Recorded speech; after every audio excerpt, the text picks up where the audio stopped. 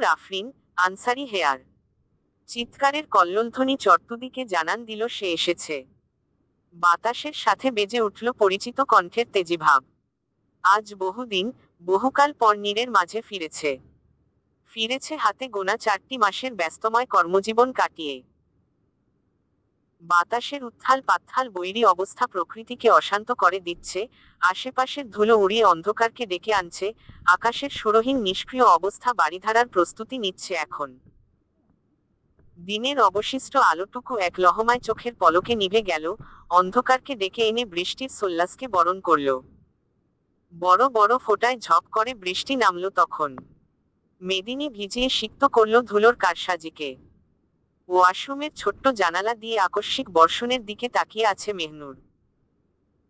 হাত দুটো বেসিনের ট্যাপের নিচে সাবানমুক্ত করার জন্য ধীরেসুস্থে ধুচ্ছে, হাতের মুঠো দুটো কচলে কচলে ধুতেই মনের ভেতর আওড়াতে লাগলো, তুমি আজ কেন এলে বৃষ্টি? তোমাকে দেখলে বারবার ওই মানুষটার কথা মনে পড়ে।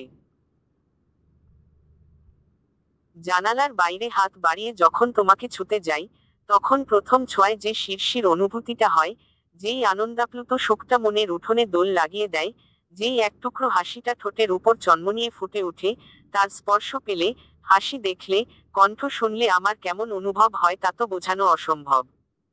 আমি তো তাকে কিছুই বলতে পারি না। আমার এই না বলা ভাবটা কবে শেষ হবে জানি না। আমার না বলা কঠিন অনুভূতির কথাগুলো যদি প্রকাশ হয়ে যেত, যদি কখনো উনি জানতে পারতেন আমি উনার প্রতিটি স্পর্শ গন্ধ কথা মনের কোণে সযতনে রেখে দিয়েছি, তখন কি উনি আমার দিকে আশ্চর্য হয়ে তাকাতেন? উনার ওই শূন্য বুকটার উপর একটুখানি টেনে নিতেন না? আমার এই অন্তর্মুখী স্বভাবটা আমার অন্তরটাকে বিরোধী বানিয়ে দিয়েছে, পদে পদে বিমুখ বানিয়ে আজ কতখানি ক্ষতি করে দিয়েছে তা তো লোকের কাছে দেমাকি, অহংকারী উপাধি হিসেবে খোটা পেয়েছি। আর কি চাইবার আছে কিছু? নিজেকে তুচ্ছজ্ঞান করে জানালা থেকে দৃষ্টি সরালো মেহনুর। জোরে এক লম্বা নিঃশ্বাস ছাড়ল। হাতের কালিগুলো হালকা হয়েছে বটে, তবে পুরোপুরি মিটে যায়নি দেখে বিরক্তিতে হ্যান্ডওয়াশে আবার চাপ দিল। ফোঁস করে একটুখানি লিকুইড হাতের তেলোয় আসতেই পুনরায় ফেনা তুলে কালির জায়গাটা ধুতে লাগলো।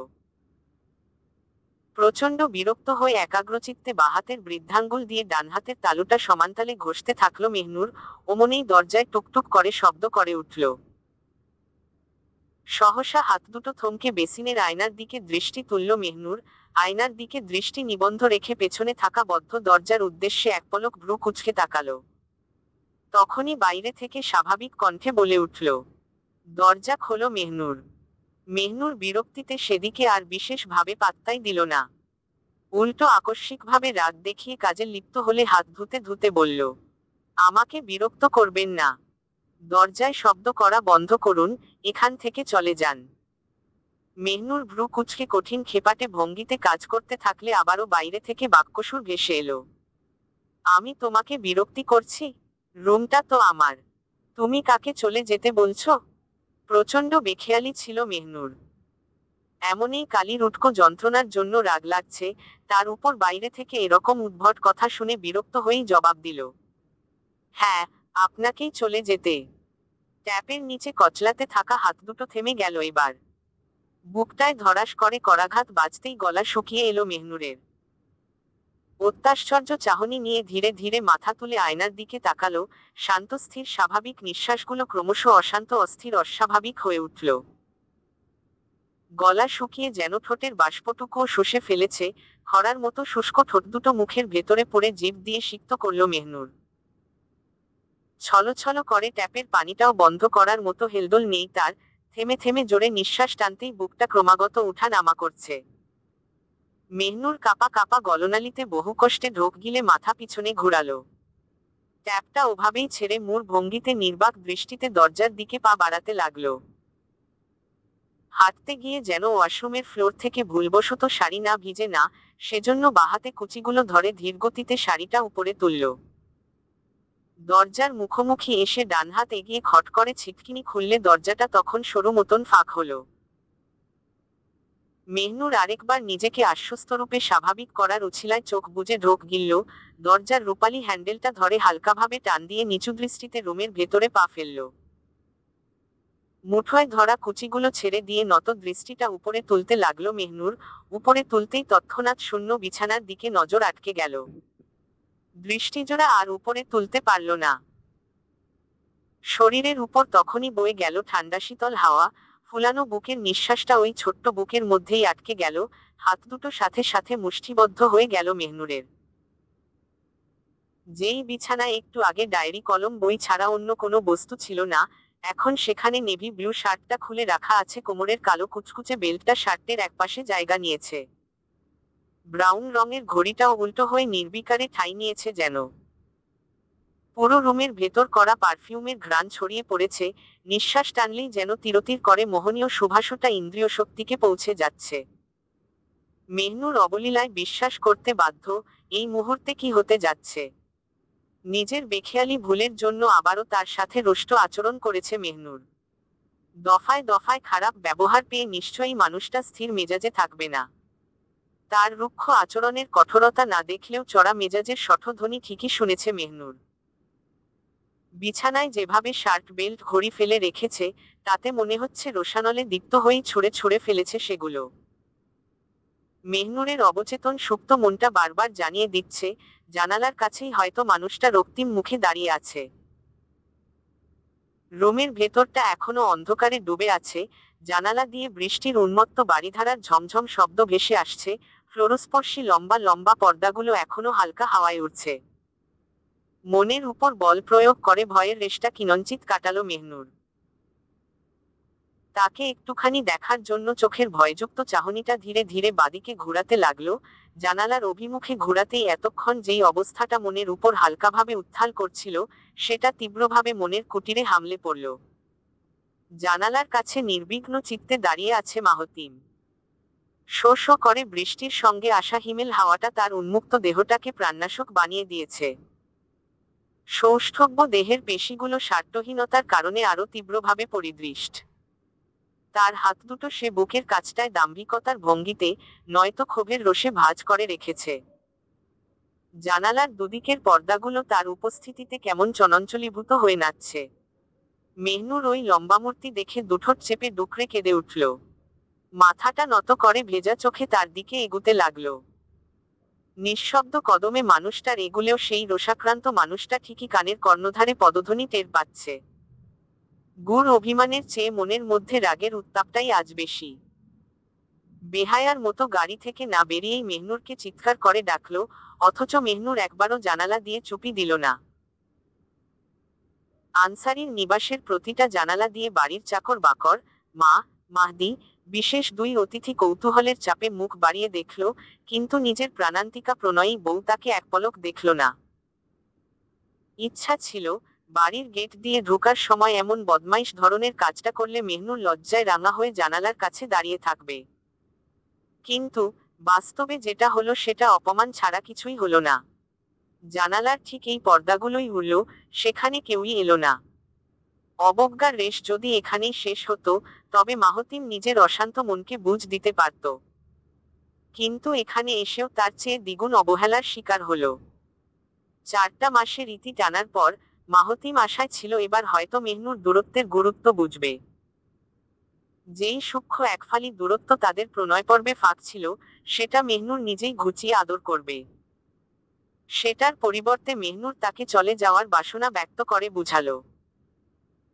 4টা মাসের ভেতর কত রাত নির্ঘুমে কাটিয়েছে, কতবার ঝিমুনি চোখ নিয়ে কাজ সেরেছে, নিজের আবেগের দুয়ার আবদ্ধ রেখে দুটো ইচ্ছের কথা পর্যন্ত ফোনালাপে জানায়নি। এত কিছু কার জন্য করল? মাহতিম বৃষ্টির প্রবলধারার দিকে আর তাকিয়ে রইল না, চোখ দুটো নিবিড়তায় আচ্ছন্ন করে বন্ধ করল। কানে পায়ের আওয়াজটা তীব্র হতে হতে কাছে এসে থেমেছে। কয়েক মুহূর্তের জন্য রুমটা শান্ত, স্তব্ধ হয়ে থাকলো। বৃষ্টির পতনধ্বনি ছাড়া আর কোনো শব্দ শোনা গেল না। মাহতিমের কাছাকাছি এসে চুপ করে দাঁড়িয়ে আছে মেহনুর, কথা বলার জন্যই মূলত এত সময় যাবৎ সময় নিচ্ছিল। কি কথা দিয়ে গা ঢাকা দিবে সেটা কোনোভাবেই হাতড়ে খুঁজে পাচ্ছিল না। শেষমেশ কিছু একটা বলার উদ্দেশ্যে গলাটা একটু সাফ করতেই আস্তে আস্তে বলে উঠল মেহনুর, হাত মুখ ধুয়ে নিন, আপনার খাবার টেবিলে সাজিয়ে দিচ্ছি। মাহতিম চোখ না খুলেই নিগ্রহের সাথে বলল, খাবো না। তুমি তোমার রুমে যাও। কথাটা তীরের মতো বিঁধে উঠল, সাথে সাথে জিজ্ঞাসু দৃষ্টিতে মাহতিমের দিকে তাকালো মেহনুর। 4টা মাস ধরে নিজেকে এই রুমের অবিচ্ছেদ্য অংশ হিসেবে ভেবেছে, যদিও এই রুমের উত্তরোত্তর ব্যক্তির সাথে সম্পর্ক তেমন অটুট হয়নি, তাই বলে সে কখনো নিজেকে অযোগ্য ভেবে কার্পণ্য করেনি। কণ্ঠের আভাস ও কথার অবস্থা দেখে মন থেকে পরিষ্কার হলো মাহতিম আসলেই শান্ত নয়। মেহনুরকে যেতে না দেখে এবার সঠতা বজায় রেখে ধমকে উঠল মাহতিম। তুমি তোমার রুমে যাও মেহনুর আফরিন। আর অবহেলা দেখিয়ে আমার যন্ত্রণা বাড়াতে এসো না। Please out. যেতে বলেছি যাও। ধমকের কঠোরতা দেখে ওই মুহূর্তেই কয়েক পা পিছিয়ে গেল মেহনুর। আশ্চর্য হতে গিয়ে বাকশূন্য হয়ে গিয়েছে সে। আনমনে পিছাতে পিছাতে চোখের পলকেই পা ঘুরিয়ে রুম থেকে বেরিয়ে গেল মেহনুর। দরজাটা বন্ধ হওয়ার আওয়াজ হতেই চোখ খুলে তাকালো মাহতিম। মুখটা বাঁকাধের দিক এনে আবার জানালার বাইরে দৃষ্টিপাত দিল। মার্জা এখনো আহাম্মক হয়ে আছেন। তার ছেলে যে এত তাড়াতাড়ি কিভাবে আসলো, কিভাবে ছুটির ব্যবস্থা করলো, আপাতত কিচ্ছু মাথায় ঢুকছে না। অনবরত পানি খেয়ে খেয়ে একটা ব্যাপার নিয়ে চিন্তা করছেন, মাহতিম কি অনামিকার জন্য ফিরে এলো, নাকি মেহনুরের টানে বাড়িমুখী হলো। মাহতিমের কার্যকলাপ দেখে যেটাই অনুমান করতে যান, দিনশেষে দেখা যায় সেটার উল্টোটা করে দেখায়। এই ছেলে ঠিক তার বাবার আদল পেয়েছে। বাবাও যেমন ফট করে একটা কাজ করে বসতো, মাহতিমও চট করে কাজ করে দেখায়। মার্জাকে চিন্তিত দেখে রুমের দরজার মুখে দাঁড়ালো রজনী। সে রাতের খাবার খাওয়ার জন্য ডাইনিং স্পেসের দিকে পা বাড়িয়েছিল, কিন্তু মার্জার রুমে এভাবেই চোখ ফেরতে গিয়ে তাকে চিন্তিত দেখে দাঁড়িয়ে গেল। রজনী কিছুক্ষণ আপনমনে ভেবে নিয়ে দরজা এবার শব্দ করল। মার্জার চিন্তাগ্রস্ত দুনিয়াটা তার দিকে আকর্ষণ হলে রজনী হাসি দিয়ে বলল, আপা, খাবেন না? মার্জা চিন্তার রেশটা এখনো কাটাতে পারেননি, তাই সদুপরি হাসিটা দিয়ে একটু বেগ পেতে হলো উনার। রজনীর দিকে জোরপূর্বক হাসি দিয়ে বললেন, আমি তো খেয়েছি ভাবি। মেহনুর একটু আগে এসে খাইয়ে গেল। রজনী এটা ভালো করেই জানতো, মেহনুর এখন সংসারের দিকে তৎপর হয়েছে। মেয়েদের সুখের জন্য সর্বোপরি চাবিকাঠিটা তাদের শাশুড়ির হাতে থাকে। মেহনুরের মতো গেও ধুরন্ধরটা ঠিক এখানেই ঘাঁটি গেড়েছে। এরা সরল সোজা সেজে থাকে ঠিকই, কিন্তু তলে তলে সলকলা ঠিকই বুঝতে জানে। রজনী কথার হাওয়াটা পরোক্ষ করে একটু খোঁচা দিয়ে বলল, আপা, আপনি মনে কিছু না করলে একটা কথা বলতে চাই। আপনাকে নিজের মানুষ ভাবি বলেই কথাটা বলা। মাহতিম তো কমবয়সী মেয়েকে বিয়ে করলো, এ নিয়ে কোনো সন্দেহ নেই। কিন্তু আপা, আপনার কি মনে হয় না আপনারা ওকে নিয়ে একটু বেশি আহ্লাদ করছেন? মেয়েটা গ্রামের বলে বেশি সোহাগ দিবেন, পরে দেখা যাবে সবার মাথায় চড়ে চুল ছিঁড়তে শুরু করেছে। পুরুষ মানুষদের কোনো ভরসা নেই আপা। পুরুষ আর ছাগল সুযোগ পেলে মুখ দিতে ভুলবে না। এদের বেঁধে রাখার টেকনিক। রজনীর তির্যক ইঙ্গিতের কথাটা চট করে কেটে দিলেন মার্জা। তিনি যথেষ্ট কৌশলী হয়ে ব্যাপারটা অনুকূল্য সূচকে বললেন, আপনি পুরুষকে ছাগলের সাথে তুলনা করলেন ভাবি। তারা যদি সুযোগ সন্ধানী হতো তাহলে তাদের জগতের নিয়মটা বিচিত্রই হতো। কোনো সভ্য পুরুষ সমাজে থাকতো বলে মনে হয় না, আর বিয়ে নামক বিশ্বাসটাও হয়তো পাশ্চাত্য দেশের মতো ছকি নকি খেলার মতো দেখত। রজনী হাসি দিয়ে ব্যাপারটা আড়াল করার চেষ্টায় বলল, আপনি আমাকে ভুল বুঝলেন আপা। কথাটা আমি বলিনি। কোনো এক বিশিষ্ট লেখক কথাটা বলেছিল। আমি সেটাই এখানে। আবারও নির্বিকারে কথা কাট করে নিজের মতো পেশ করলেন মার্জা। লেখকের উক্তি আর কথা খাপ খাওয়ানো পরিবেশের জন্য বহাল ভাবি। সবখানে যে ওই কথাগুলো ব্যবহার হবে এমনটা তারা নিজেরাও বলেননি। যেগুলো অসভ্য, জাত ধরনের পুরুষ, ওগুলোর স্বভাব ওই মুখ দেওয়ার মতোই। ভালো ঘরের সন্তানরা ওসব চিন্তার ভেতরও আনে না। আমি সন্তান পেটে ধরেছি তো, আমি জানি আমার সন্তানের স্বভাবটা কেমন। যেই বাড়িতে গিয়ে দিনের পর দিন থেকেছি, ওই বাড়িতে মুখ দেওয়ার মতো অবস্থা ভালোই ছিল। আমার একটা সন্তানও ওরকম জঘন্য কাজ করেনি। ছেলে বিয়ে করতে চেয়েছে, বিয়ে করিয়ে দিয়ে বউ তুলে এনেছি। মার্জার কথা শুনে ভেতরে ভেতরে জ্বলে উঠল রজনী। ঠোঁটের উপর প্রাণবন্ত মিথ্যা হাসি ছাপিয়ে এমন ভান করল যেন সে মার্জার কথায় সন্তুষ্ট। আজ রজনী চুপটি থেকেই করা কথাটা হজম করে নিল। অপেক্ষায় আছে কবে মার্জাকে চিকিৎসার ফ্যাসিলিটিসের জন্য অ্যাব্রড পাঠানো হবে। মার্জার বিদেশ যাওয়ার সময়টা কিভাবে ঘনিয়ে এসেছে, সেটা হয়তো আর কেউ তেমন খেয়াল করেনি। এক এক করে বাড়ি থেকে সব সদস্য কমিয়ে মুখ্য কাজটায় খুব সুন্দর করে হাতটান করবে রজনী। শুধু একবার এই মার্জা ভিসার কাজটা শেষ করুক, দ্রুত হাত গুটিয়ে চিকিৎসার জন্য যাত্রা ধরুক, বাকিটা এভাবেই কন্ট্রোলে চলে আসবে। অনেক তোষামোদের পর মার্জার অবস্থা দেখে ডাইনিং টেবিলে বসল মাহতিম। আসার পর থেকে সেই রুমে ঢুকেছে, এরপর আর বের হয়নি। খাওয়ার প্রতি মোটেই ইচ্ছাকর্ষণ নেই, তবুও মায়ের প্রত্যক্ষ জোড়াজুড়ি দেখে মায়ের হাতেই কয়েক লোকমা খেতে বসল। অনামিকা কঠোর ডায়েট করছে দেখে রাতে সে খেতে আসেনি, কেবল এক গ্লাস দুধ খেয়ে মাহতিমের সাথে কুশলাদি করে চলে গিয়েছে। রজনী চুপচাপ খেয়ে যাচ্ছে, বিশেষ দৃষ্টিটা মাহতিম ও মেহনুরের উপর বর্তায়মান। অন্যদিকে ভ্রু কুঁচকে মুখ ফুলিয়ে মা ও ভাইয়ের তামাশা দেখছে মাহদি। মাহদির পেছনেই চেয়ার ধরে দাঁড়িয়ে আছে মেহনুর। প্লেটে ভাত মেখে রাখলেও মায়ের আহ্লাদি অবস্থা দেখে ক্ষোভে ফেটে যাচ্ছে মাহদি।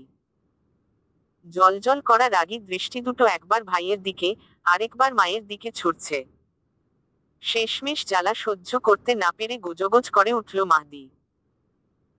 ভাইয়াকে উতুবুতু করে খাওয়াচ্ছ, আর আমাকে খাইয়ে দিতে বললে তখন, এখান থেকে যা, বড় হইছিস না, বলে দূর দূর করে সরিয়ে দাও। তুমি আমাকে একদম ভালোবাসো না মা, একদম ভালোবাসো না। তুমি এ ভাইয়ার জন্য পাগল আবারও প্রমাণ হলো। আমিও তোমাকে ছেড়ে চলে যাব। সেদিন তুমি কাঁদলেও আমি ফিরে আসব না। এই কথা আমি বউকে ছুঁয়ে বলে দিলাম। কথাটা রাগের মাথায় অকপটে বলেছিল মাহদি, কোনরূপ না ভেবেই ফটফট করে বলে দিচ্ছিল। ওমন অশুভ কথায় মেহনুর চমকে উঠে তাড়াতাড়ি মাহদির মুখটা চেপে ধরল, দারুণ রাগ দেখিয়ে অরের ইঙ্গিত করে বলল, খুব লাগাবো কিন্তু। এগুলো কিসব কথা হ্যাঁ? আর যদি কখনো এরকম বলতে শুনি, যদি শুনেছি এরকম বিশ্রী কথা মুখে এনেছো, তোমার সাথে কোনোদিন কথা বলবো না। আর কখনো বলবে এসব? বলো এসব বলবে? মেহনুরের ঈষৎ ক্রোধ দেখে মাহদি মিটিমিটি হাসল, কিন্তু মাহতিম যেন ভ্রুক্ষেপই করল না। শেষ লোকমা মুখে পড়ে চট করে পানি খেয়ে চেয়ার ছেড়ে উঠে দাঁড়ালো মাহতিম। খাবার চিবোতে চিবোতে চেয়ার সরিয়ে পা বাড়াতেই মায়ের উদ্দেশ্যে বলল, ওই বদমাসটার মুখে লোকমা ঢুকিয়ে দাও মা, না হলে ওটা ফ্যাচ ফ্যাচ করতেই থাকবে। মেহনুরের দিকে একবারও দৃষ্টি না দিয়ে এবার মাহদির দিকে গরম চোখে বলল, তুই আমার সামনে এসব বলা থেকে শতহাত দূরে থাকবি। পা দুটো ধরে এমন আছাড় মা, রব, জন্মের শিক্ষা পেয়ে যাবি। তোকে সাবধান করে দিলাম। কাউকে ছুঁয়ে ফুয়ে যাতা কথা বকে যাবি, এক ঘুষি মেরে চাপার খুলে ফেলবো। দাঁতে দাঁত চিবিয়ে সোগতক্তি করে সেখান থেকে প্রস্থান হলো মাহতিম। পুরো রাতটাই যে পরোক্ষভাবে মেহনুরকে দেখিয়ে গেল সেটা মাহদি বুঝতে পারেনি। মার্জা কিছুক্ষণ ভাইয়ের অবস্থা দেখে নালিশি অবস্থা পালন করলেন, মাহদিকে পাশের চেয়ার ডেকে ঠিকই খাইয়ে দিলেন। রান্নাঘরের অবস্থা দেখার নাম করে সেদিকে গিয়ে চোখ ঢাকা দিল মেহনুর। এতক্ষণ চোখ মুখের অবস্থা দেখে মার্জা আপাতত সন্দেহ না করলেও মাহতিমের অযৌক্তিক রাগ দেখে কলহের গন্ধটা আঁচ করল রজনী। নিজের মনে হাসতে গিয়ে হঠাৎ অনামিকার দিকে নজর পড়ল। সে নিজের রুমের দরজার সাথে ডানহাতটা ঠেস দিয়ে দাঁড়িয়ে আছে। অনামিকার সাথে দৃষ্টি বদল হতেই দুজনেই আপন মনে বাঁকা হাসিতে হেসে দিল। গভীর রাত্রির প্রথম প্রহর চলছে। শীতের আবহকালে বাইরের প্রকৃতিটা যেন কুয়াশার ধূম্রজালে আবদ্ধ। আকাশে কোনো চাঁদ নেই, চন্দ্রপ্রভার কিরণ নেই, মনের মধ্যে পুলকা ভাবের কারণ নেই। চাঁদহীন আকাশটার উপর কতক্ষণ দৃষ্টিপাত করতেই হঠাৎ ফোন বেজে উঠল। অনিচ্ছা সত্ত্বেও ফোনটা পকেট থেকে বের করে কলার নামটা পরখ করল, কানে ফোন ঠেকাতেই প্রথম উত্তরটা দিল। হ্যালো। ওপাশ থেকে সৌজন্য কণ্ঠে নোমান বলল, আপনার জরুরি ফাইল আর লাগেজটা কি আজই পাঠাবো স্যার? আমি এয়ারপোর্টে বসে আছি। ইমার্জেন্সি টিকিট নাকি নেই? কি করব এখন? মাহতিম বিরক্তিভাব প্রকাশ না করলে বলল, আজ পাঠাতে পারলে আজই। আমার জন্য আজই দরকার। টিকিট নিয়ে চিন্তা করতে হবে না। আমি এয়ারলাইন্সে যোগাযোগ করছি, তারা টিকিটটা সময়মতোই দিবে। তুমি শুধু সবকিছু রেডি রাখো। এদিকে দরজার বাইরে দাঁড়িয়ে উসখুস করছে মেহনুর। রুমে ঢুকবে নাকি ঢুকবে না এ নিয়ে ভীষণ দ্বিধায় পড়েছে সে। এর মধ্যে চারপাশ নীরব হওয়ায় মাহতিমের কথোপকথন সবই রুমের বাইরে থেকে শোনা যাচ্ছে। মেহনুর কান সজাগ না করলেও টিকিটের কথা শুনে অস্থির হয়ে উঠেছে।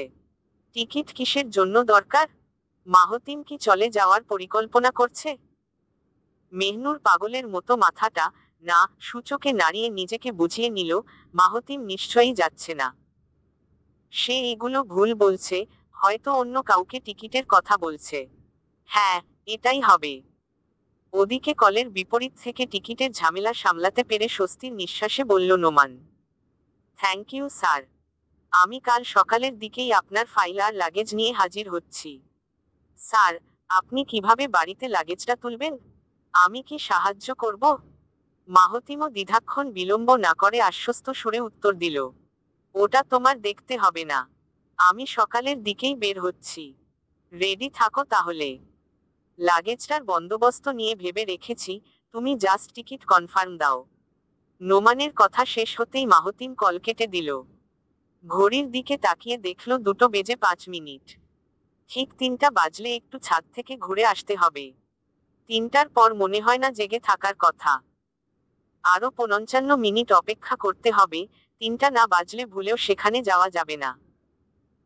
মাহতিম জানালাটা আটকে দিয়ে পর্দা টেনে দিল, রুমটার ভেতর অবস্থা অন্ধকারে ঘনিয়ে গেল। বুকের চেইনটা একটান দিয়ে খুলে গা থেকে জ্যাকেট খুলল মাহতিম।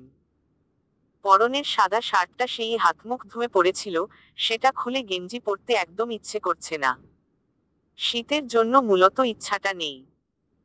বিছানায় বসে হেডসাইডের সাথে পিঠ ঠেকালো মাহতিম, পা দুটো লম্বা করতেই ক্রস করে রাখল। হাতের ফোনটা নিয়ে 55 মিনিট কাটানোর জন্য মগ্ন হলে এদিকে ভেজানো দরজাটা ক্যাচ করে খুলে যেতে লাগলো। ফোন থেকে চোখ সরে দরজার দিকে তাকালো মাহতিম, অমনেই চোখের কৌতূহল দৃষ্টি কঠোর হয়ে উঠল। সেদিকে থেকে বেপরোয়া ভঙ্গিতে দৃষ্টি সরিয়ে পুনরায় ফোনের সাদা স্ক্রিনে মনোযোগ দিল। দরজাটা আস্তে ধীরে বন্ধ করার আওয়াজ পেল মাহতিম। শব্দটা পেতেই নিভিয়ে রাখা রাগটা আবার জ্বালিয়ে নিয়ে তিক্ততার সুরে বলল, কোন তামাশা দেখাতে এসেছ? সকালে এক তামাশা দেখিয়ে শান্তি পাওনি, এখানে তু? ঠোঁটের উপর চিকন চিকন আঙ্গুলগুলোর চাপ পেয়ে কথা থেমে গেল মাহতিমের, আচমকা সমস্ত রাগের জোয়ার যেন তলিয়ে গেল তার। ফোলা ফোলা ওই লালবর্ণের চোখকে কেন্দ্র করে নিকষ মায় ডুবতে বাধ্য হলো মাহতিম। নিজের সাথে কি হলো নিজেও তখন টের পেল না। ঠোঁটের উপর চিকন চিকন আঙ্গুলগুলোর চাপ পেয়ে কথা থেমে গেল মাহতিমের, আচমকা সমস্ত রাগের জোয়ার যেন তলিয়ে গেল তার। ফোলা ফোলা ওই লালবর্ণের চোখকে কেন্দ্র করে নিকষ মায় ডুবতে বাধ্য হলো মাহতিম। বাতিহীন রুমের ভেতর অপ্রত্যাশিত কাণ্ড ঘটে গেল তখন, সেটা নিয়ে চিন্তাও করতে পারল না সে। একজোড়া অশ্রুপূর্ণ চাহনির মাঝে বাক্য হারিয়ে ড্যাব ড্যাব করে তাকিয়ে রইল। এই প্রথম নিজের উপর জোর খাটানো অধিকার দেখে চুপ হয়ে গেছে মাহতিম। খুবই কাছে, খুবই নিকটে থাকা মুখটার স্নিগ্ধ চোখজোড়া আজ বন্ধ, সেই বন্ধ চোখ থেকে পাপড়ি চুয়ে চুয়ে পানি পড়ছে, মোটা মোটা অশ্রু ফোঁটাগুলো নির্বিকারে চোয়াল বেয়ে নিচে পড়ছে, পুরো মুখটা যেন লালচে আভায় আচ্ছন্ন, নিচের ঠোঁটটা এমনভাবে দাঁতে চেপে রেখেছে যেন অসহ্য যন্ত্রণাটা কঠিনভাবে গলাধঃকরণের চেষ্টায় আছে। মাহতিম কোনো প্রতিক্রিয়া দেখাতে পারছিল না, মুখ দিয়ে কথাও বলতে পারছিল না, পরিস্থিতিটা কেমন করে স্বাভাবিক হবে সেটাও যেন জানা নেই তার। ওই পাপড়ি চুয়ে গাল ভিজিয়ে অশ্রু ঝরার দৃশ্য দেখে বুকের মধ্যে যেন উত্তপ্ত ছুরির আঘাতের মতো বিঁধছে। মাহতিম তার হাতের ফোনটা বিছানায় ছেড়ে মেহনুরের গালের কাছে হাত আনলো, কিন্তু হাতটা গালের উপর রাখল না। অবহেলার অভিমানটুকু এখনো সতেজ হয়ে মনের কোঠায় জেঁকে আছে, বারবার অন্তরের কোমল জায়গায় কেউ করাঘাত করে বলছে, থেমে যা, তুই পুরুষ মানুষ, তুই অবলার কাছে ধরা দিবি না, নত স্বীকার করবি না, থামো। মাহতিম কাঠ হয়ে কিছুক্ষণ ওভাবেই স্থির হয়ে রইল, বিবেকের দোরগোড়ায় নানা অজুহাত এসে তাকে দুঃসহ যন্ত্রণার ভেতর ফেলে দিচ্ছে। খানিকটা সময় তিরতির করে পেরিয়ে গেল, গভীর নিশুতি রাত্রিকালীন প্রহর যেন আরো নিঃশব্দতার ভুবনে তলিয়ে যাচ্ছে। যেখানে মাহতিমের ভেতরে অভিমান অপেক্ষা অবজ্ঞার সুরগুলো হিংস্রতার দুনিয়ায় ধাবমান, অন্যদিকে তখন অব্যক্ত অপ্রকাশ্য অবসন্ন হৃদয়ের বেকুলতা ক্রমশ বেড়ে যাচ্ছে মেহনুরের। সচল মস্তিষ্কের বুদ্ধিদীপ্ত ব্যক্তিচেতনার মাহতিম প্রিয়তমার একটা ইশারার জন্য অপেক্ষমান, সামান্যতম ইঙ্গিতপূর্ণ অবস্থা দেখলে বুকের মধ্যে টেনে নিতে দেরি সহ্য করবে না। আজ কোনো বিধি নিষেধ, ন্যায়নীতি, আদেশ আজ্ঞাদেশ কিচ্ছু মান্য করবে না মাহতিম। 4 মাসের যেই অসহ্য দহনের অন্তক্রিয়ায় সে দগ্ধ ছিল, সেটা রন্ধ্রে রন্ধ্রে উদ্দীপিত হয়ে আশান্বিত চাহনিতে মুখিয়ে আছে। অনেক চিন্তাভাবনার হিসাব কষে শেষমেশ নিজেকে চূড়ান্তরূপে খোলাসা করার উদ্দেশ্যে ঠোঁট থেকে হাত সরালো মাহতিম। হাত সরানোর অনুকম্পন টের পেয়ে অশ্রুসিক্ত ফোপানো মুখায়টা তার দিকে চক্ষু কপাট খুলে তাকালো। নিস্তব্ধ রুমটার শব্দহীন অবস্থার ভেতর দৃঢ় কণ্ঠে বলল মাহতিম, তোমাকে নতুন করে কিছুই বলার নেই মেহনুর। জেনে শুনে যেহেতু তোমার মতো ইন্ট্রোভার্ট ধরনের মেয়ে বিয়ে করেছি, এতে দোষটা আমারই দোষ যে তোমার উপর নিজের সমস্ত কিছুর ভার রাখতে চেয়েছিলাম। আমার প্রফেশনাল লাইফের সব টার্মে সাকসেস অ্যাচিভ করতে পারলেও তোমার কাছ থেকে ন্যূনতম যোগ্যতাটুকুও জুটল না মেহনুর। হয়তো তোমাকে ফোর্স করেছি দেখে তুমিও ভয়ের চোটে আমাকে অনুভূতির আশ্বাস দিয়ে ফেলেছ। তোমাকে দোষ না দিলেও তোমার প্রতি প্রচণ্ড ক্ষোভ কাজ করছে, রাগ লাগছে, অসহ্য লাগছে।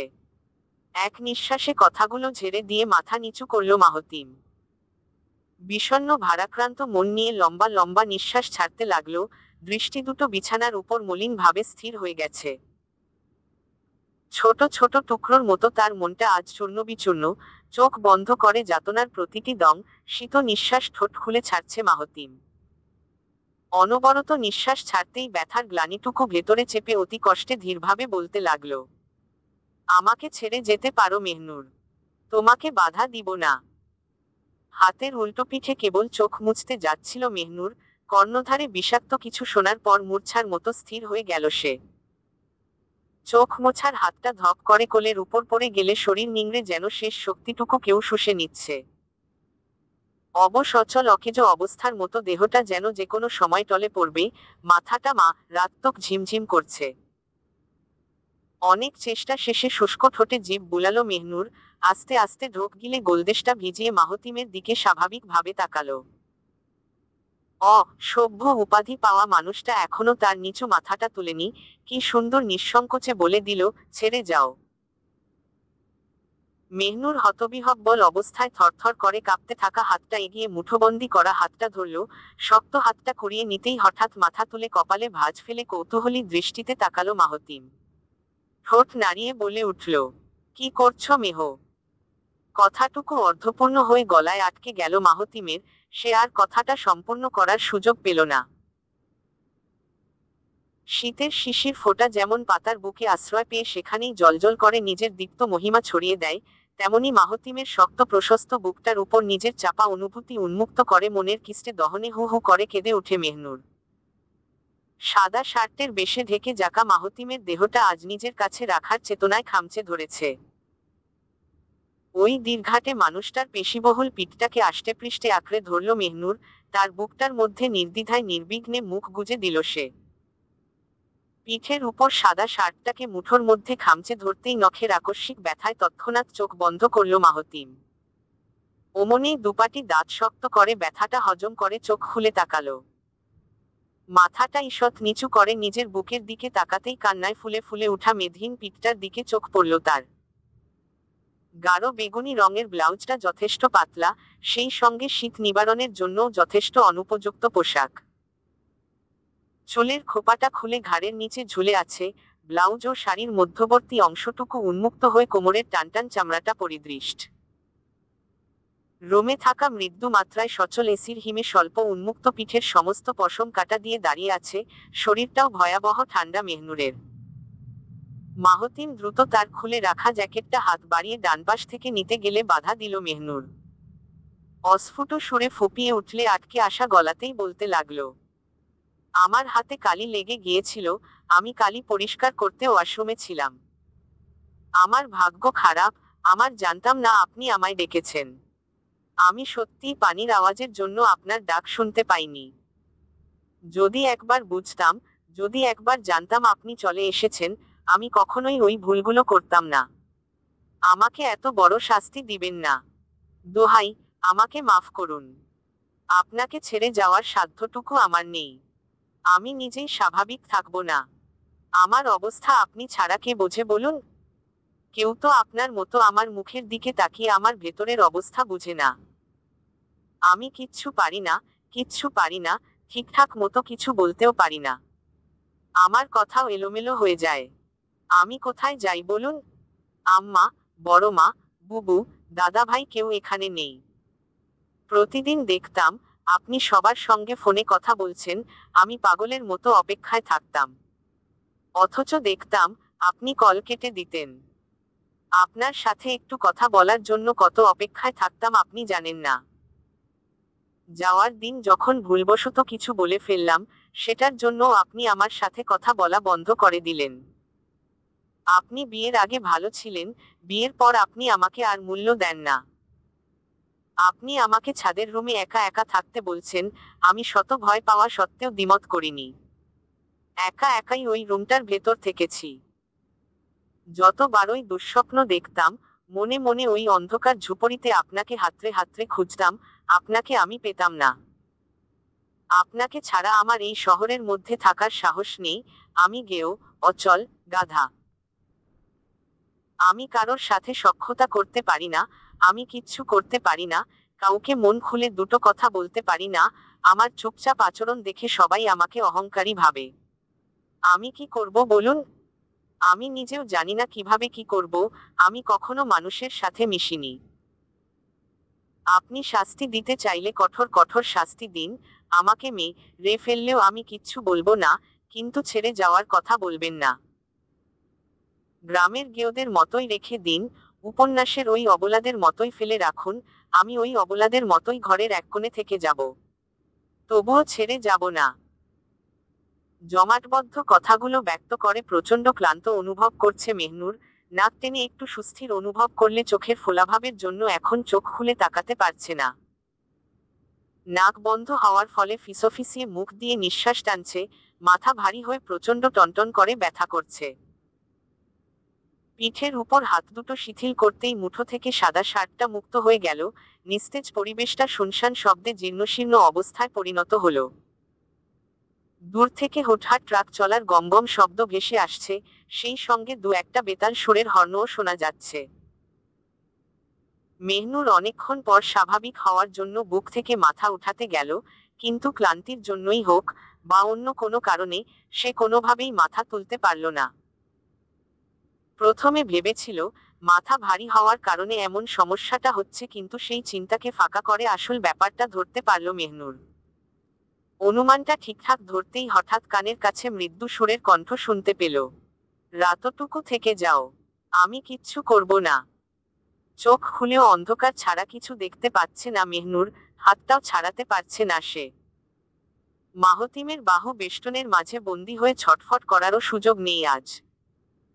যদি মাহদি এই রুমে ভুলবশত ভাই ভাই করতে করতে ঢুকে যায় তাহলে এলাহিকাণ্ড ঘটে যাবে। মেহনুর আগাম বিপদ থেকে উদ্ধার পাওয়ার জন্য মাহতিমের পিঠে হাত ছুঁয়ে ছুঁয়ে বলতে থাকে, মাহদি আমাকে ছাড়া ঘুমাতে পারে না। আমি ওকে মোবাইল ধরিয়ে বুধ করে চলে এসেছি। ওকে একটু দেখে আসি, ছাড়ুন। মেহনুর বহু চেষ্টা চালিয়ে হাত দুটো টেনে এনে মাহতিমের বুক বরাবর ধাক্কা দিল, লাভের লাভ কিছুই হলো না, উল্টো বাহুযুগলের মাঝে চাপ খেয়ে দম বন্ধ হবার উপক্রম হলো।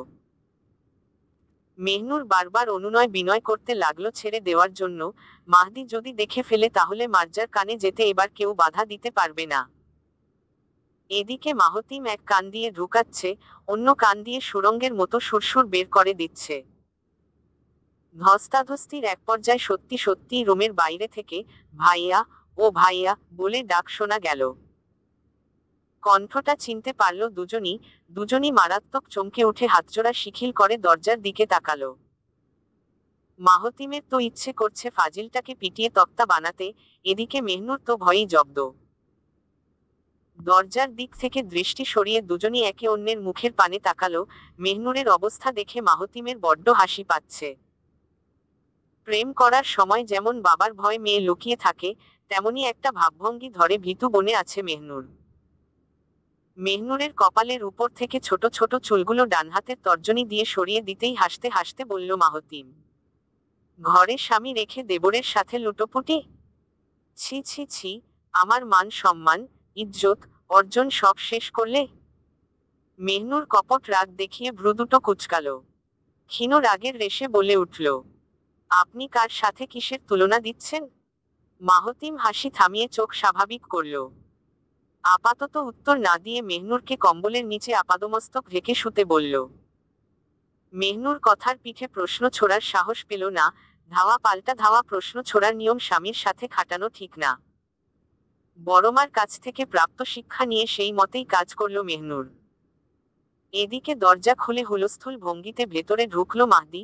রুমে ঢুকতেই ভাইয়ের দিকে দৃষ্টি নিক্ষেপ করে গম্ভীর সুরে বলল, ভাইয়া, এই তুমি আমার বউকে কোথায় লুকিয়ে রেখেছ? ও নিজের রুমে নেই, মায়ের রুমেও নেই, কিচেনও নেই। কোথায় ও? মাহতিমও পাল্টা উত্তর ছুড়ে দাম্ভিকতার সাথে বলল, রাতে কি টাটকা চর খেতে এলি? লাগাবো? লাগালে কিন্তু ওই সাইড দিয়ে ভাত চিবাতে পারবি না। আলমারির ডান দ্বারটা খুলে কাঠের ড্রয়ারটা টান দিল মাহতিম। মাহদির কথাটা স্পষ্টভাবে কানে শুনেছে সে। জিলের বউগিরি স্বভাব আজ কেমন করে ছুটিয়ে ছাড়বে সেটার জন্য জম্পেশ একটা শিক্ষা রেডি করছে। কম্বলের নিচে ভয় কাহিল অবস্থা মেহনুরের। যদি কম্বলটা খপ করে টান মারে তাহলেই খেলা শেষ। মাহদি নিজের উত্তর না পেয়ে মুখ কাঠিন্য করে কোমরে দুহাত রাখল। ভাইয়ের কাছে কয়েক কদম এগিয়ে এলে মাহতিম ঠাস করে ড্রয়ার লাগিয়ে আলমারির দ্বার বন্ধ করল। মাহতিম কাঙ্ক্ষিত বস্তুটাকে ডান হাতে কায়দা করে পেঁচাতে থাকলে পেছনে থেকে মাহদি ফের বলে উঠল, তুমি আলমারিতে ওকে লুকিয়ে রেখেছ তাই না? চোখ দুটো খিচুনি দিয়ে হাসি আটকালো মাহতিম, ভুলেও পিছু ফিরে তাকালো না। পেছনে থেকে ভাইয়ের অবস্থাটা ভ্রু কুঁচকে পর্যবেক্ষণ করতে থাকলে হঠাৎ কম্বলের দিকে নজর চলে গেল। কম্বলের ওমন ভুতুড়ে কাঁপুনির নড়াচড়া দেখে পায়ের নখ থেকে মাথার চুল পর্যন্ত শিউরে উঠল মাহদির। হরর সিরিজের দৃশ্যপট মনে পড়তেই, ও মাগো, ভাইয়া বলে চিৎকার দিয়ে তৎক্ষণাৎ মাহতিমকে পেছনে থেকে ঝাপটে ধরল। হুট করে চিৎকারের কারণ বুঝতে পারল না মাহতিম। সাথে সাথে মাহদির দিকে ঘুরে দাঁড়ালে মাহদিকে কারণ দর্শাতে বলল। মাহদি ঢোকের পর ঢোক গিলতেই চোখমুখ খিচে তর্জনী তুলে বিছানার দিকে ইশারা করল। ইশারা করতে দেরি অমনেই ঘরের বাইরে পা চালিয়ে ভোদৌড়ে ছুটে পালালো। দুহাতে কম্বল সরিয়ে শোয়া থেকে উঠে বসল মেহনুর। হাসতে হাসতে মুখ দিয়ে কথাই বেরুচ্ছে না তার। মাহতিমও সেই অবস্থা নিজের হাসি সামলাতে না পেরে হো হো হেসে দিয়েছে। আচমকা হাসি থামাতে থামাতে মাহতিমের দিকে মুগ্ধ নেত্রে সোল্লাসে মেতে উঠল আনসারি নিবাস। কেউ বুঝতে পারেনি, ভাবতে পারেনি মাহতিম হুট করে সকলের মাঝে ফিরে আসবে। যেখানে আসার কথা ছিল 6টা মাসের ব্যস্ত জীবন কাটিয়ে, সেখানে 4টা মাসের হাড়ভাঙ্গা ক্লান্তি শেষে আচমকা সে ফিরে এসেছে। মাহতিমের আগমনে পুরো বাড়ির আবহাওয়া আনন্দমেলায় রমরমা, তবুও দুটি মানুষের মন যেন ভার হয়ে আছে। রজনী ও অনামিকা এবার যেন সুযোগের অবস্থা দেখে রসালো ঠোঁটে হাসল।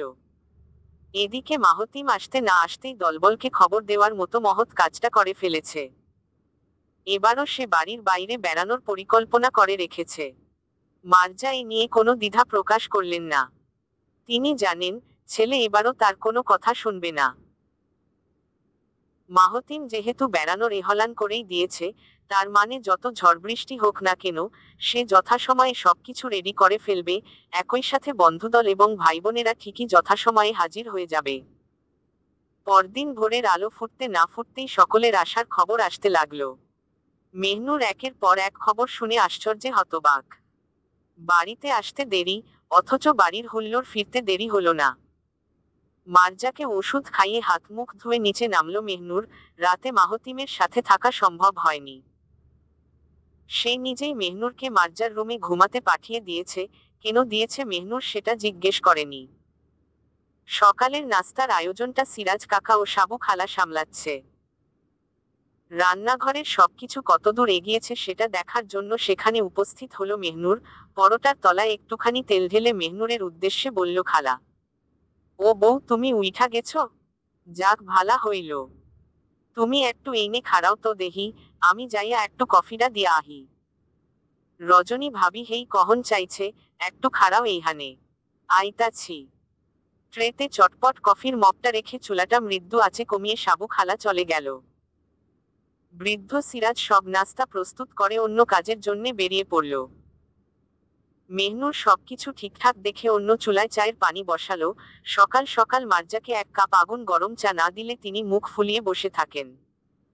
মেহনুর বাদে অন্য কারোর হাতে চা খেতে তিনি যথেষ্ট নারাজ। সারি সারি তাক থেকে চাপাতার বয়াম নিয়ে গোল ঢাকনাটা ঘুরাতে ঘুরাতে খুলতে লাগলো মেহনুর। চুলার কাছে চায়ের দুটো কাপ এবং দুধ চিনি রেখে দিল। পরিষ্কার ছাঁকনি দিয়ে চায়ের কালচে লিকারটা কাপে ঢেলে নিতেই চামচ দিয়ে দুধ মিশিয়ে নিল। চিনির পরিবর্তে মার্জার কাপে জিরো সুগারের ছোট্ট ট্যাবলেট ছেড়ে দিল। পুনরায় যখন চায়ের কাপে চামচ নাড়াতে ব্যস্ত হলো, তখনই দমকার হাওয়ার ন্যায় পিঠের উপর উষ্ণসূচকের লহমায় চমকে উঠল মেহনুর। সমস্ত শরীরের সাথে সাথে হাতটা শিউরে উঠতেই আঙ্গুলের ডোর থেকে ফসকে গেল চামচটা। তখনই টস করে চামচটা কাপের গায়ে শব্দ করে উঠল। চোখ দুটো আচ্ছন্নের মতো তৎক্ষণাৎ বন্ধ হয়ে এলে পেছনে থেকে একজোড়া হাতের আগমন টের পেল মেহনুর। হাত দুটো ধীরগতিতে কোমরের দুধার থেকে ধেয়ে এসে পেটের উপর বেষ্টন করে ধরল। দফায় দফায় অধরযুগলের ছোট্ট ছোট্ট পরশ যেন পিঠের পরিখায় ছাপিয়ে দিতে উন্মত্ত ছিল। ক্রমে মেহনুরের হাত দুটো মুঠো হয়ে গেল। জানালার গ্লাস গলে সোনালি সূর্যের আলোটা পাতার ফাঁকফোকর দিয়ে ঝাঁঝরা হয়ে রান্নাঘরে প্রবেশ করছিল। স্নিগ্ধ সকালের মনোহর পরিবেশ যেন নীরব সাক্ষী হয়ে সব দেখতে লাগলো। রুদ্ধপ্রায় নিঃশ্বাসে চোখ দুটো খুলল না মেহনুর। মনের উপর বশীভূত অবস্থার জন্য দেহের উপরও চঞ্চলতার উচ্ছ্বাস এসে ভর করছে। শক্ত করা মুঠো দুটোর আঙ্গুল আস্তে আস্তে আলগা করল মেহনুর। কাপের কাছ থেকে হাত নামিয়ে পেটের উপর থাকা হাতযুগলের উপর আস্তে করে রেখে দিল। কোনোমতে আধো আধো গলায় স্বর নামিয়ে ঘোরাক্রান্ত মানুষটার উদ্দেশ্যে বলল, এটা রান্নাঘর, ছেড়ে দিন না। পিঠের উপর কার্যসাধন করা মাহতিম নিঃশব্দে হেসে ফেলল তখন। মেহনুরের কণ্ঠ যে ভীতু বনে গেছে সেটা আন্দাজ করে ঠোঁটে প্রগাঢ় হাসি ফুটিয়ে তুলল। নিঃশ্বাসের অবস্থা প্রখর হয়ে গেছে, বারবার পেটের উঠা নামার জন্য নিজের হাত দুটোও সমান তালে উঠা নামা করছে। মেহনুরকে ছেড়ে দিয়ে যদি নিজের দিকে ঘুরানো হয়, তাহলে সে কি লজ্জায় মাহতিমের দিকে তাকাতে পারবে? অতি লজ্জায় তার ছোটখাটো মুখটা কি রক্তজবার মতো লাল হয়ে যাবে না? এই আদুরে ভঙ্গির আচরণগুলো করল, ছোট ছোট স্পর্শে ছুঁয়ে দিল, এসবের ব্যতিরেকে সে কি লজ্জায় বোধ হবে না? মুখটা নিজের দিকে ঘোরাতে নিলে, চোখ দুটোয় দৃষ্টি মিলাতে নিলে, তখন কি দুহাতে লজ্জামাখা মুখটা তাড়াতাড়ি ঢাকবে না? মাহতিম মনের মধ্যে অজস্র কথা ভাবতে থাকলে পিঠের উপর থেকে ঠোঁট সরিয়ে আনলো। তার নিচু করা মাথাটা উপরে তুলতেই মেহনুরের ডান কাঁধে থুতনি ছেড়ে দিল। সদ্য শেভ করা ক্লিন গালটা সন্তর্পণে মেহনুরের ডান গালে ছুঁয়ে দিতেই চোখ বন্ধ করে বলল, এটা যদি আমাদের রুম হতো, তখন কি আগলে রাখতে? লজ্জায় নিজেকে আড়াল করতে চাইছে মেহনুর। এত লজ্জা, এত চাপা অবস্থা নিয়ে এই মানুষটার সামনে দ্বিতীয়বার পড়া যাবে না। তার মুখে তো কিছু আটকায় না, তন্মধ্যে কখন কি বলে ফেলে তারও কোনো নিশ্চয়তা নেই। মেহনুর ঢোক গিলে চোখ খুলে দরজার বাইরে দৃষ্টি দিল। কেউ এখনো দেখেনি দেখে স্বস্তির নিঃশ্বাস ছাড়তেই পেটের উপর থেকে চাপযুক্ত বন্ধনটা ঢিলে হয়ে গেল। কাঁধ থেকে ভারী থুতনিটা সরে যেতেই চুলার একটু পাশে ঠিক ডান দিকটায় উঠে বসল মাহতিম। ঠান্ডা হয়ে আসা চাটা ফের গরম দেওয়ার জন্য চুলায় বসালো মেহনুর। একবারের জন্যও সে মাহতিমের দিকে চোখ তুলে তাকালো না। একটু আগের চনমনে ভাবটা এখনো দেহের শিরায় শিরায় দোল খেয়ে ঘুরছে। যদি চোখের ভাষায় সেটা ধরা খেয়ে যায় তাহলে ঘোর বিপদ আসন্ন। মাহতিম মিচকি মিচকি হাসিতে মেহনুরের কাণ্ডকারখানা দেখতেই সরল গলায় বলল, ম্যাডাম, আপনার হাতের এক কাপ চাই।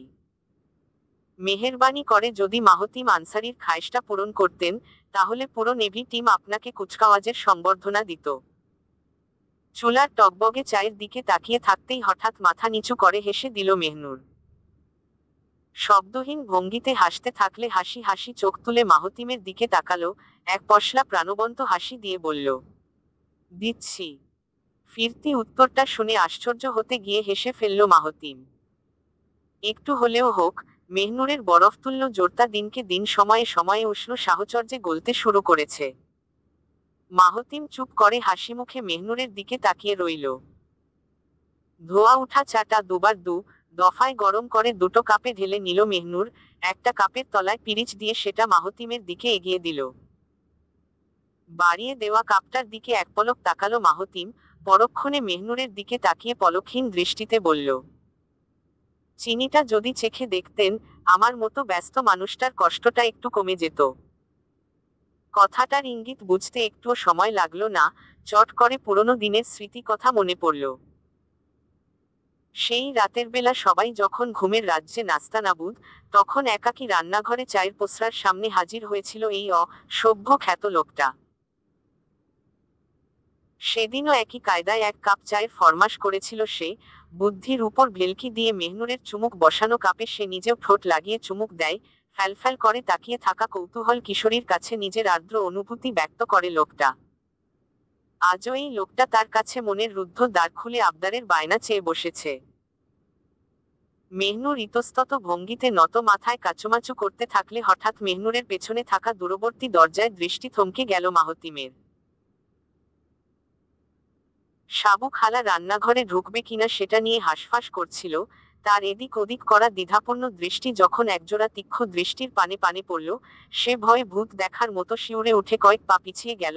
তাড়াতাড়ি করে নিজেকে স্বাভাবিক করার ধান্দায় জোরপূর্বক হাসি ছড়ে দিল। কিন্তু আফসোস, লাভ হলো না। ওই তীক্ষ্ণ দৃষ্টি তার ধারালো ভয়াবহ চাহনি দিয়ে ভেতরের খেপাটে ভঙ্গিটা এমন ভাবে প্রকাশ করল, সাবু খালা এক সেকেন্ডও দাঁড়ানোর স্থিতিতে রইল না। ভীতিগ্রস্ত মুখ নিয়ে তৎক্ষণাৎ সেখান থেকে পালিয়ে যেতে বাধ্য হল। এদিকে মেহনুর নিজের প্রশ্নবিদ্ধ অবস্থাটা কোনোমতে কাটিয়ে চায়ের কাপে ঠোঁট চেপে দিল, ছোট্ট এক চুমুক দিয়ে মাহতিমের দিকে ঠেলে দিল কাপটা।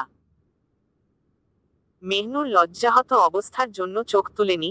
যদি একবার চোখ তুলে মাহতিমের দিকে তাকাতো, ভয় হয়তো সহজলভ্য আচরণটা আর কখনোই দেখাতে পারত না মেহনুর।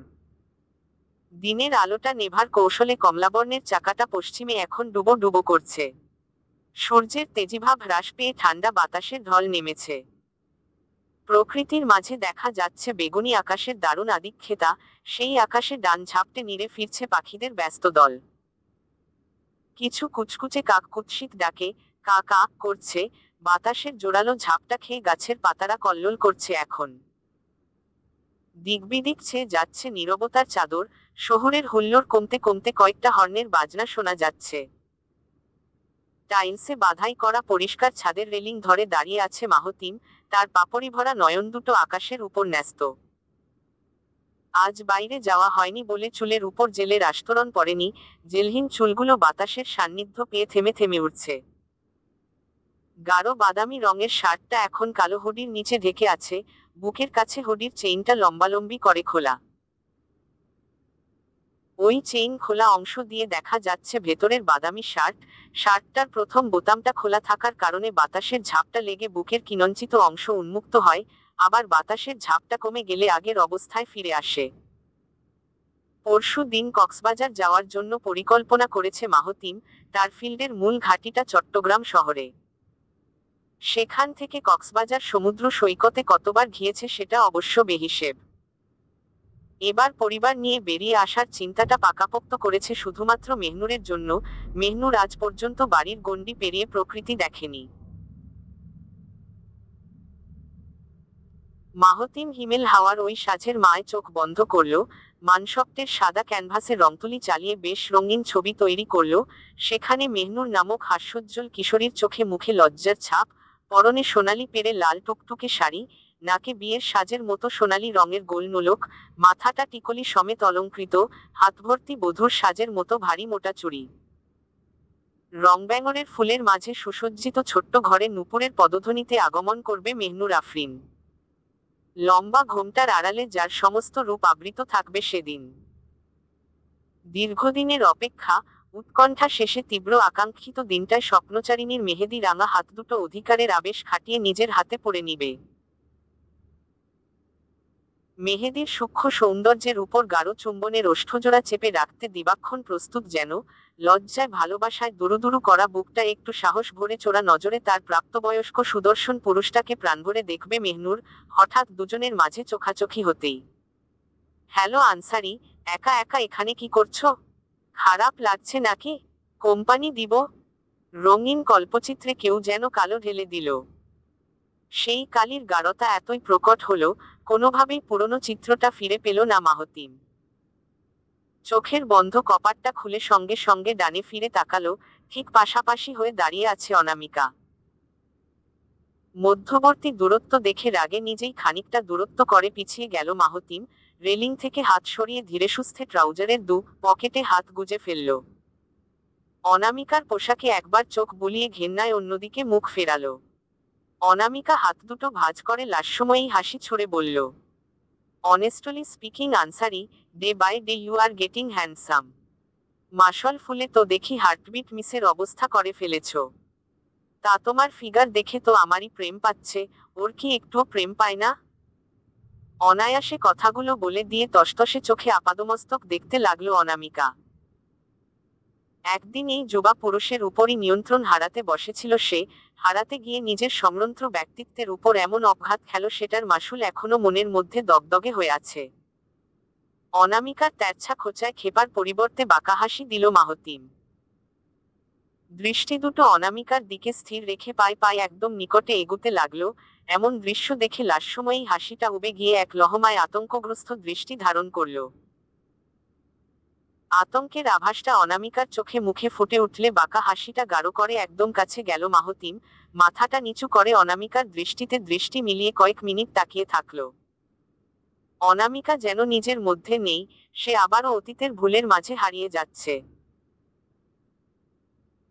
যেই কড়া পারফিউমের ঘ্রাণে দেহের ভেতর নিভু নিভু কোষগুলো উত্তেজনায় উদ্দীপ্ত হয়ে যেত, যেই চাহনিতে দৃষ্টি পড়লে নিজের বিবেক আবেগ কাজ করত না, যেই বাঁকা ঠোঁটের হাসি দেখলে বুকের ধুকধুকনি নিঃশ্বাসের ব্যাঘাত ঘটাতে তটস্থ থাকত, আজ ফের একই অবস্থা হচ্ছে। অনামিকা কণ্ঠ গলিয়ে ফের তোতলামি ভঙ্গিতে সুর ধরেছে, you are giving me the নয়েনজা, রারাস লুলু, মাহতিতিম, please don't do that. Mahtim চওড়া করে হেসে দিল। নিচু গলায় ভ দেখিয়ে বলল, ইউ আর জাস্ট লগর। আমি সেদিনও তোমায় না করতাম, আজও তোমায় প্রচণ্ড বেশি না করি। তুমি আমার মেহনুরের কাছ থেকে দূরত্ব বজায় রেখে চলবে, ওর আশেপাশেও যদি তোমার রামির ছায়া ভিড়তে দেখি, গতবার যেই হাল করেছিলাম, এবার একদম সংস অবস্থা করে ছেড়ে দিব।